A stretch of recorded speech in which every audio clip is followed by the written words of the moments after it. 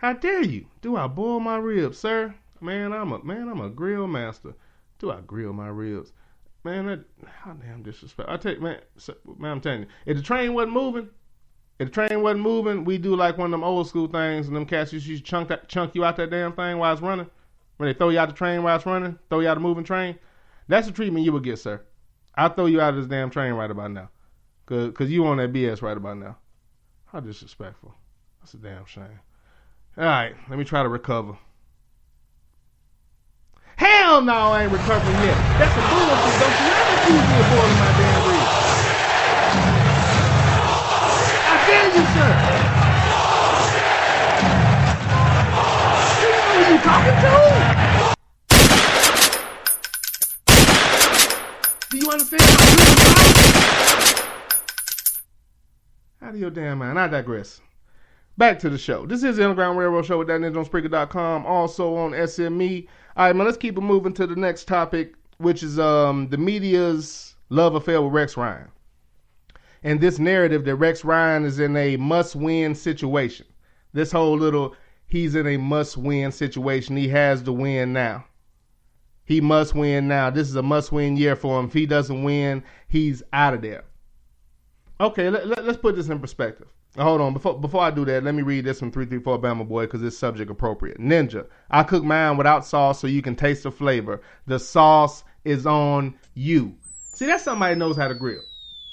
See, Sluggo, you're a Pac aficionado as well, but these rib jokes have to go. You the hammer, you coming here dropping bombs, man, but these rib comments, man, they really making your status, man, is dropping severely, sir. Your star is falling with these rib comments, man. We got a problem. We got a damn problem. But that's preaching right there. That's what I'm talking about. I want you to taste what I did. I seasoned these a certain way for a reason. If you want some sauce after the fact, that's fine. That's fine. I might even put some to the side for you. Most of the time I don't, but I can if that's your preference, if it's really going to make that much of a difference for you. But no doubt, man, that's church right there. Let's give that man a round of applause. Knows his Tupac and he understands the real process. Sluggo, if it wasn't for your Tupac knowledge, man, we have a problem right about now. I'm going to give you a pass, though. Cause I need you attorney-wise. You can got me out a couple jams. All right, but moving on to Rex Ryan, allegedly being in the hot seat. Okay, let's just disregard the fact that this is his second year. And Lovie Smith also got fired in his second year. But, okay, let's put this in perspective. Lovie Smith got fired in the second year. I thought it was ridiculous. Was the team being successful then? No, but he was coming into a terrible situation where dude from Rutgers, that guy from Rutgers, man, forgive me, I can't. His name escapes me right now. But I want to say that's who he followed. That wasn't the word I was looking for. But that's who we replaced. That's who got fired right before. Greg Schiano, something like that. Whatever the guy's name was. He's a college guy, and he came off as one of them dudes that hits him, and they fired him. Forgive me, I had a little pause there. I think I had a slight little issue with my connection, but I believe we're good. He had a little pause where he encouraged him, we should take Jameis Winston. This is going to be a good pick. I don't think it's going to be risky. You know, with all the rumors and the way they were going after him and whatnot. Picks him up. He shows great promise. They lose a lot of close games. They fired this man in his second year of coaching. This is a man with a very good resume who was with St. Louis when they were dominating. He was a defensive coordinator, I believe, in St. Louis when they were dominating, when they were a Super Bowl winning team. They don't mention that. He took the Chicago Bears to the Super Bowl when he had Rex Grossman as a quarterback. They don't mention that.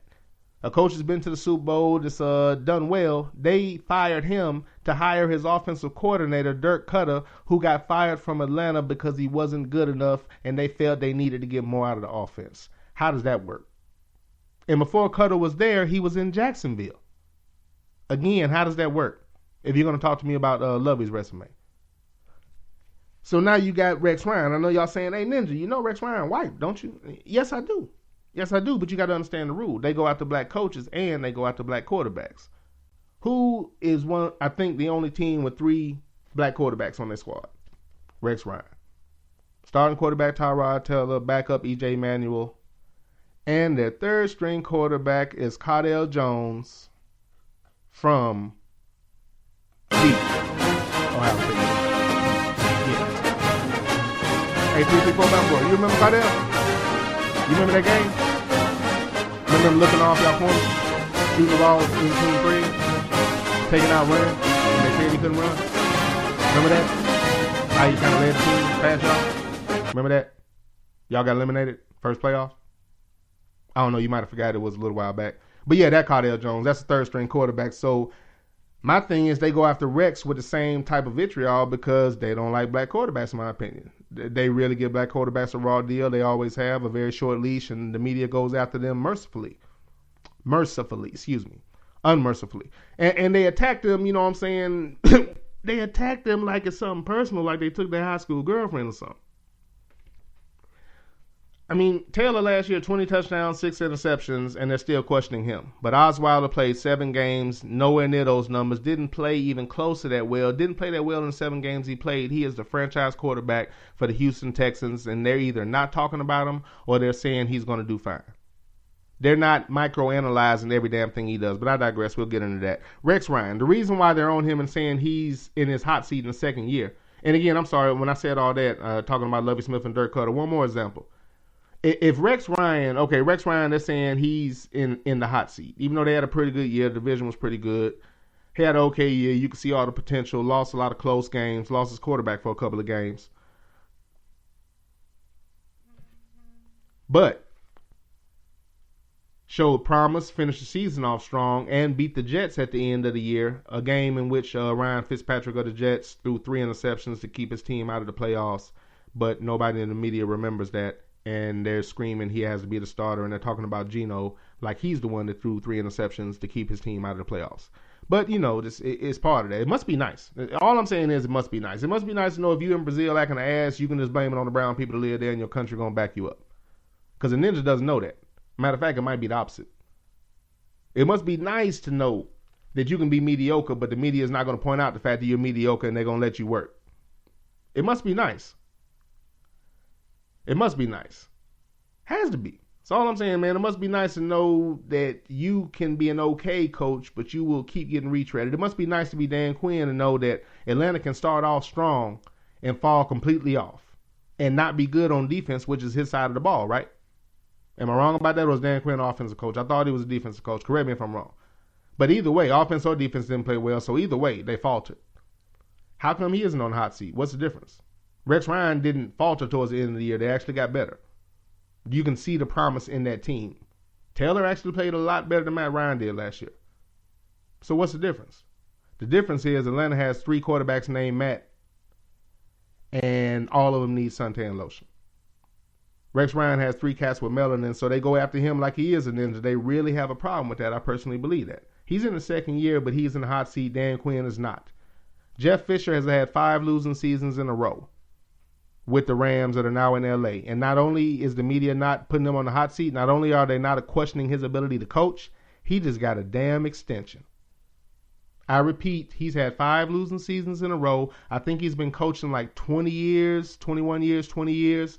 In those 20 years, he's had 4 or 6 winning seasons. He's only been to the playoffs twice, and he just got an extension. Motherfucker. Now, I can't say nothing about what the team is doing as far as hiring them, although it does show something. But where's the media and their coverage? How is this not an issue? How is it that there's not a problem with him? By the way, the most success he had was Steve McNair, quarterback, when he went to the Super Bowl, and they lost because of his conservative style and not letting a great quarterback play. He ruined that man's career, treated him like shit towards the end before that raggedy no-count bitch shot him. And by the way, that wasn't his girlfriend. It was somebody he was smashing just because he was knocking her down. The media keep portraying her as a girlfriend or somebody he was in a relationship with. Man, GTFOH. A lot of them. At any rate, I digress. Rex Ryan is in the second season. The team showed promise. He actually hired Ed Reed as a assistant secondary coach, assistant DB's coach. He's up in the booth. I can't think of a smarter hire. Who was a smarter player in the league when he played? All the interceptions, all the plays he made, one of the most intelligent people on the field. You know, when I look at that, what I think is, how in the world did Baltimore let Ed Reed leave? How is he not on your coaching staff? I think Rex was one of his coordinators at one point, but if you're Baltimore, you let Ed Reed leave? How you don't have a job waiting for him or a front office position? a greater player as he was for you. Bet you they'll offer Joe Flacco that if he wanted. We'll see. We'll see. But if you don't know, Joe Flacco is not half the player Ed Reed is. I don't know if anybody, for the people that are uninitiated, if you're talking about the ability to play the position, Ed Reed is one of the greatest safeties ever. Joe Flacco is not one of the greatest quarterbacks ever, just in case you didn't know. So, I mean, that's the difference there. That's what I think about, really. How did he get out of there? You should have never let Ed Reed leave. But in my opinion, they go out to Rex Ryan the same way they go out to black coaches because he has black quarterbacks, which seems to be the only thing they dislike worse than a black coach. You even hearing that Caldwell needs to produce in Detroit. He needs to do better. Certain players need to step up. Every player except Matthew Stafford. Motherfucker. So Matthew Stafford is fine. He isn't playing poorly. All those losing seasons, never getting over the hump. Sometimes it's fault, sometimes not. Nothing about him. He's cool. But Jim Caldwell better get his ish together. They do know that Jim Caldwell, I think, has a Super Bowl ring. I'm pretty sure, right? I think he's accomplished more than his quarterback. So how come he isn't given leeway? How come he's on the hot seat but Jeff Fisher's not? I'm just saying. I mean, the pattern just goes over and over again. I mean, it is what it is, but I don't think there's any doubt that the way they cover things is beyond blind. So to me, Rex Ryan being on the hot seat is ridiculous. I think it's because he has 3 black quarterbacks in his stable, and man, he has a very good team. That's why right now they're screaming, acting like it's his fault because players are getting hurt and a couple of them getting suspended for 4 games or so. Hell, Brady's suspended for 4 games. Is anybody screaming he's letting his team down? I haven't heard that shit once. What I'm hearing is, oh, how could Goodell do Brady like that? Or the fine is ridiculous. I don't know. It's wild to me, man. I guess it is what it is. But Rex Ryan is another example. Rex Ryan is somehow on the hot seat. But Dan Quinn is fine when he faltered last year when that team fell apart. Jeff Fisher's fine with 5 losing seasons, never making the playoffs in St. Louis.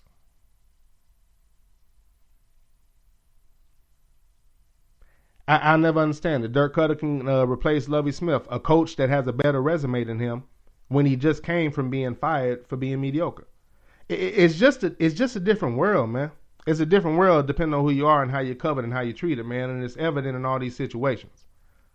And there's just so many of them I just felt the need to point them out. But Rex being on a quote-unquote hot seat is beyond ridiculous, man. There's no reason to say that he's on a hot seat at this point in his coaching tenure in Buffalo. He hasn't been there long enough, not even close. 1 year, and that's the narrative they want to push. And I'm not even saying he's on the hot seat, but I am saying that's the narrative they want to push. That's the image they want to give, and I just don't get it. Well, I mean, I do get it, but I don't get why people just roll with it. How can you listen to them tell you he's on the hot seat, but Jeff Fisher is getting an extension, and that makes sense? Anytime a black coach gets an extension, they break down every dollar. Anytime a black quarterback gets an extension, or almost any player for that matter, they break down every dollar and make sure that he earns his money. If he doesn't, they're going to point out every misplay that he has, no matter what the position. And they'll blame the team's inconsistencies on that player.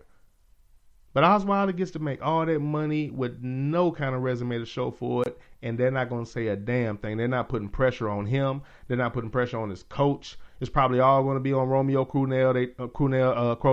Damn, really? AEIOU. It's probably all going to be on Romeo Crennel, and probably try to put the focus on God Almighty. Why am I drawing a blank? Man, he's been hurt. Played well when he wasn't hurt. Been in the league maybe 2 dang seasons. Been hurt a little bit of the time, maybe 3, and they already try and throw him away. Jadeveon Clowney. Which, I mean, I'm sure there's some people out there calling him sorry because you go with media narratives. I don't got time to get in that dumb shit.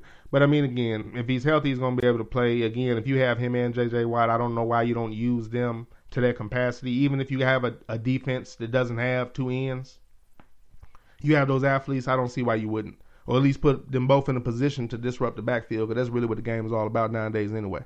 Excuse me. But much ado about nothing, in my opinion. There's really... I mean, if you're going to call for his job, why not Jeff Fisher? Why not Dan Quinn? Why is Dirk Cutter getting the gig and nobody cares? I mean, there has to be some level of consistency. But, I mean, Chip Kelly did nothing but destroy Philadelphia. They hired him right in San Francisco. I mean, it must be nice. That's all I'm saying. It must be nice. Let's go to Al Jazeera and bitch-ass Goodell. That's what I call him. I haven't liked him from the time he got in. To me, he always came off as a football version of David Stern.